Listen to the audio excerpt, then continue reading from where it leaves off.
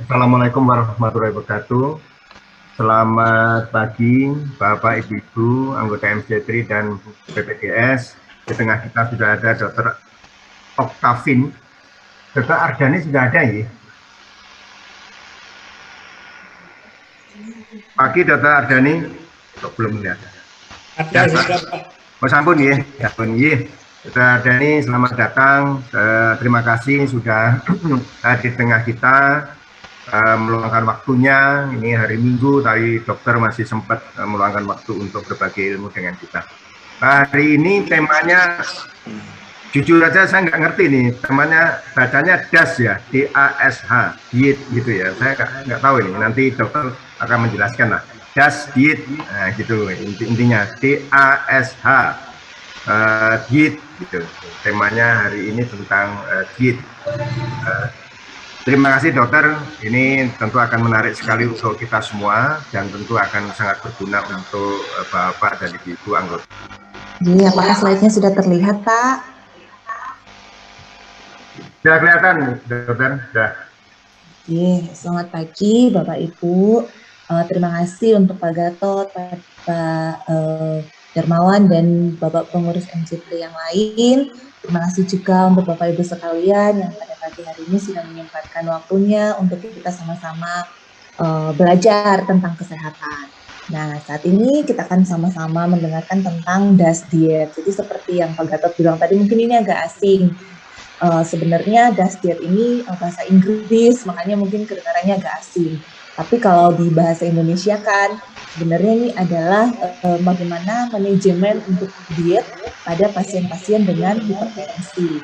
Kalau bahasa Inggrisnya ini diet approach to stop hypertension. Jadi peranan atau manajemen dari diet atau makanan yang kita makan untuk membantu kita dalam mengendalikan tekanan darah tinggi. Nah, yang pertama kita seperti yang kita tahu apa itu hipertensi. Jadi hipertensi ini sebenarnya mungkin sudah banyak kita ketahui karena sudah sangat banyak di kalangan masyarakat kita. Jadi hipertensi ini sering kita kenal dengan tekanan darah tinggi. Mungkin banyak juga di antara kita atau Bapak Ibu yang mengalami kondisi ini, di mana ini adalah suatu keadaan di mana tekanan darah sistolik itu lebih dari 140 dan tekanan darah diastolik itu lebih dari sama dengan 90 mm air raksa. Nah, jadi biasanya kalau misalnya kita mengukur tekanan darah, jika tekanan darahnya di atas 140 atau tekanan darah diastoliknya di atas 90, maka ini sudah disebut dengan hipertensi. Nah, hipertensi ini sering disebut dengan silent killer atau pembunuh tersembunyi. Kenapa? Karena hipertensi ini kadang-kadang itu nggak ada keluhan. Tiba-tiba saja tekanan darahnya tinggi dan kadang-kadang tiba-tiba langsung muncul komplikasi yang menyertai dari tekanan darah tinggi ini. Misalnya tiba-tiba langsung terjadi nyeri dada atau serangan jantung, atau tiba-tiba terjadi kelemahan anggota gerak atau stroke, atau tiba-tiba kita sakit ginjal misalnya. Nah, padahal kita itu tanpa keluhan sebelumnya. Nah, makanya hipertensi ini sering juga disebut dengan silent killer atau pembunuh tersembunyi. Nah, untuk hipertensi ini sendiri secara umum sebenarnya bukan cuma di Indonesia saja permasalahannya, tapi di seluruh dunia, di mana kurang lebih 1 miliar orang di dunia ini memiliki tekanan darah yang tinggi, di mana 2/3 atau sebagian besar di antaranya itu berada di negara berkembang yang berpenghasilan rendah sampai sedang. Nah, untuk hipertensi ini terus meningkat. Jadi jumlahnya terus meningkat dan bahkan diperkirakan pada tahun 2025 akan ada sebanyak 29% dari orang dewasa di seluruh dunia yang terkena hipertensi. Ini data dari Kementerian Kesehatan Republik Indonesia, di mana tekanan darah tinggi ini bisa menyebabkan kematian sekitar 8 juta orang setiap tahun. Jadi angka kematiannya cukup tinggi dan 1,5 juta kematian itu terjadi di Asia Tenggara. Jadi di Indonesia ini termasuk negara Asia Tenggara yang sepertiga populasinya memiliki tekanan darah tinggi yang dapat menyebabkan peningkatan beban biaya kesehatan. Data ini diambil dari data WHO tahun 2011. Kemudian untuk pembagian dari hipertensi sendiri, jadi berdasarkan penyebabnya, hipertensi ini dibagi menjadi dua. Jadi ada hipertensi esensial atau ini biasanya dikenal dengan hipertensi primer. Nah, apa itu hipertensi primer? Hipertensi primer ini adalah hipertensi yang tidak diketahui penyebabnya. Jadi biasanya Bapak Ibu tuh tiba-tiba mengetahui oh ini hipertensi, tapi sebelumnya tidak ada penyakit-penyakit yang lain yang menyebabkan hipertensi ini muncul. Nah, ini berbeda dengan hipertensi sekunder. Hipertensi sekunder ini penyebabnya dapat ditentukan. Misalnya ada kelainan pembuluh darah ginjal. Kemudian ada juga gangguan kelenjar tiroid atau biasanya dikenal dengan hipertiroid. Kemudian ada dengan penyakit kelenjar adrenal. Nah, kalau misalnya sebelumnya misalnya sudah punya tiroid terlebih dahulu, kemudian setelah itu baru mengalami tekanan darah tinggi, nah itu berarti hipertensinya sekunder. Hipertensinya karena penyakit tiroidnya itu tadi. Nah, tapi kalau hipertensinya itu misalnya tidak ada penyakit lain yang mendasari, tiba-tiba saja mengalami tekanan darah tinggi atau hipertensi, maka itu disebut dengan hipertensi primer. Nah, untuk menegakkan diagnosis hipertensi sendiri, jadi ini sebenarnya harus dilakukan pengukuran tekanan darah minimal 2 kali dengan jarak 1 minggu. Nah, jadi kalau misalnya baru sekali saja mengukur tekanan darah dan tiba-tiba misalnya tekanan darahnya di atas 140, misalnya 150, tapi baru 1 kali pengukuran, nah biasanya itu belum disebut dengan hipertensi. Nah, harus diukur ulang 1 minggu kemudian minimal jaraknya. Jika dalam 2 kali pengukuran, kemudian tekanan darahnya lebih dari 140, maka itu disebut dengan baru disebut dengan hipertensi atau tekanan darah tinggi. Nah, kalau tekanan darah yang normal itu biasanya tekanan darahnya kurang dari 120/80. Antara 120 sampai dengan 139/80 sampai dengan 89 ini dikenal dengan prahipertensi. Jadi belum hipertensi tapi prahipertensi. Nah, untuk dikatakan hipertensi sendiri atau tekanan darah tinggi derajat 1 itu 140 sampai dengan 159 atau 90 sampai dengan 99 mm air raksa. Nah, kalau sudah di atas dari 160/100 itu sudah dikatakan dengan hipertensi tingkat 2. Nah, ada lagi istilah yang dikenal dengan hipertensi sistolik terisolasi. Ini berarti tekanan darah tinggi sistoliknya saja yang lebih dari 140, tapi untuk diastoliknya masih kurang dari 90 mm air raksa. Kemudian untuk faktor resiko hipertensi.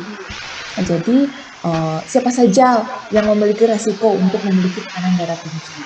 Nah, ini ada dibagi menjadi 2.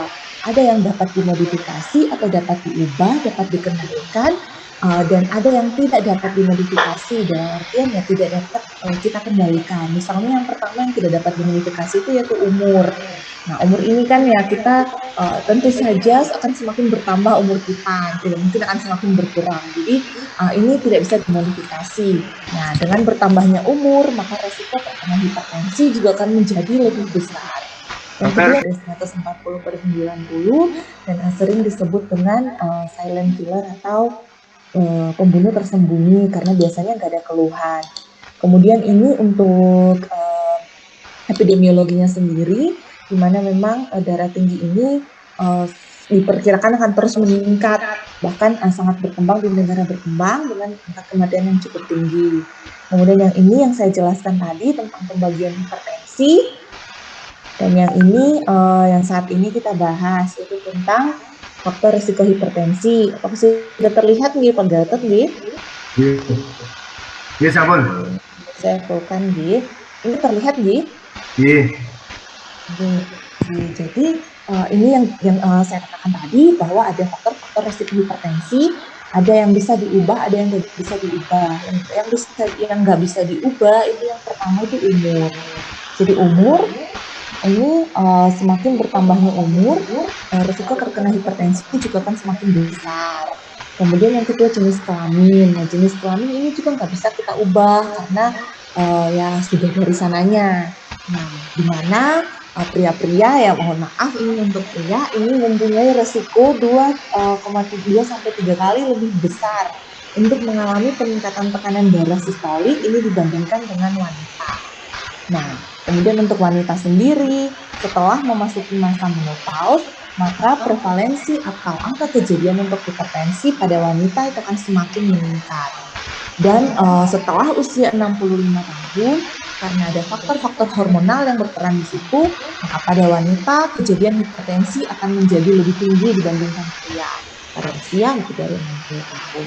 Kemudian faktor risiko yang tidak bisa diubah juga adalah riwayat keluarga di mana pada orang-orang dengan mempunyai ada keluarganya yang punya darah tinggi, maka kemungkinannya untuk terkena darah tinggi juga lebih besar dibandingkan dengan orang yang di keluarga nggak punya. Kemudian untuk yang selanjutnya, untuk resiko yang bisa dimodifikasi, ini yang pertama ada kegemukan. Kegemukan ini salah satu faktor resiko juga untuk merokok, kurang aktivitas fisik, peningkatan lemak darah, konsumsi garam yang berlebihan, diet tinggi lemak atau makan makanan yang tinggi lemak, kemudian konsumsi alkohol, psikososial dan stres. Jadi stres ini juga bisa meningkatkan angka kejadian terjadinya hipertensi. Nah, ini terlihat di Pak Gatot nih. Mengapa tekanan darah itu penting? Kenapa? Karena kalau misalnya tekanan darah kita biarkan tinggi terus, maka itu akan membuat jantung bekerja lebih keras dibanding dengan yang biasanya. Nah, akibatnya kalau jantung bekerja lebih keras, suatu saat jantung pun akan mengalami kelelahan. Dinding jantung akan menjadi lebih tebal karena harus berusaha lebih keras untuk melawan dari tekanan darah yang tinggi di pembuluh darah. Nah, tekanan darah yang tinggi itu akan meningkatkan tekanan pada dinding arteri dan akan menyebabkan pengerasan pada dinding pembuluh darah. Nah, jika dibiarkan tanpa pengobatan, ini dapat menyebabkan terjadinya gagal jantung, penyakit ginjal, stroke, dan penyakit yang lainnya. Nah, ini adalah contohnya. Jadi, kalau hipertensi yang tidak diobati itu bisa menyebabkan penyakit jantung, bisa menyebabkan serangan. Ini jadi untuk gejala darah tinggi ini memang kadangkala tidak bahkan hampir tidak ada gejala. Gejala yang muncul pun tidak spesifik, misalnya sakit kepala, pusing, gelisah, penglihatan kabur, mudah lelah dan lain-lain. Kemudian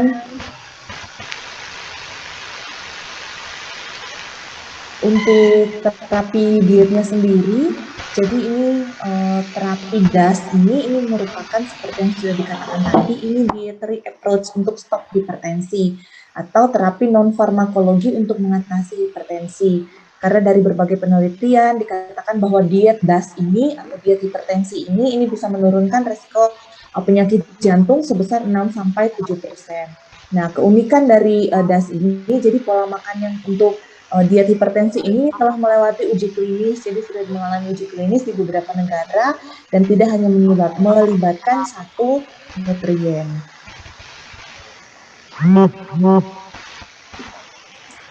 Untuk yang selanjutnya, jadi ini yang dikenal dengan diet DAS. Diet DAS ini yang pertama adalah ada modifikasi dan kemudian untuk yang modifikasi diet ini, jadi yang pertama itu bahan makanan yang digunakan untuk diet DAS ini yang pertama tuh adalah biji-bijian atau gandum biasanya. Nah, ini disarankan untuk porsi hariannya itu 7-8 porsi sehari. Dimana kalau untuk ukuran rumah tangga sehari-hari itu bisa dengan 1 lembar roti atau setengah gelas nasi, pasta atau sereal dan serat-serat yang lainnya. Kemudian untuk sayuran ini bisa 4-5, dimana untuk ukuran rumah tangganya itu bisa 1 gelas sayuran yang berdaun atau 1 gelas sayuran daun mentah dengan setengah gelas sayuran matang dan 3/4 gelas jus sayuran. Jadi ini bisa dimodifikasi. Tinggal dipilih mau sayuran matang atau jus sayuran. Nah, untuk buah dan jus ini bisa sampai 5 porsi, bisa dengan 1 potong buah segar, 1/4 gelas buah kering, ataupun 3/4 gelas jus buah. Kemudian untuk susu tanpa atau rendah lemak itu bisa 2-3 porsi, biasanya 1 gelas susu per hari. Atau bisa juga dengan daging, tapi diutamakan daging tanpa lemak, misalnya ikan ataupun unggas, ya dengan kurang dari 2 porsi dengan 2 potong daging matang atau 1 butir putih telur. Nah, untuk putih telur ini karena telur mengandung tinggi kolesterol, jadi batasan untuk asupan kuning telur itu dibatasi tidak boleh lebih dari 4 butir per minggu. Ini modifikasi dari diet Kementerian Kesehatan. Kemudian untuk kacang-kacangan ini bisa setengah sampai 1 penukar, di mana bisa dengan 1 gelas kacang-kacangan sampai dengan kacang kedelai atau kacang polong juga bisa digunakan. Nah, kemudian ini terlihat juga nih Pak Gatot, ini saya sudah ganti slide. Ganti slide-nya belum ganti. Slide-nya belum ganti. Jadi ya sudah. Nah, untuk yang ini untuk lemak dan minyak itu bisa 2 sampai 3 penukar dengan 1 sendok teh margarin minyak sayur. Atau untuk yang gula ini dibatasi kurang lebih 1 sendok makan gula pasir. Atau bisa juga dengan selai. Nah, untuk garam ini disarankan untuk 1 sendok teh kecil saja. Nah, ini untuk piramidanya. Jadi yang paling bawah ini adalah yang paling banyak dikonsumsi seharusnya. Dan yang paling atas itu seharusnya yang paling sedikit dikonsumsi. Jadi yang paling bawah atau yang paling banyak dikonsumsi untuk membantu kita mengatasi darah tinggi itu antara lain sayur dan buah-buahan. Ini bisa 4 sampai 5 porsi per hari. Kemudian untuk nasi, untuk gandum, roti ini berada di piramida yang kedua. Jadi tidak boleh terlalu banyak dikonsumsi.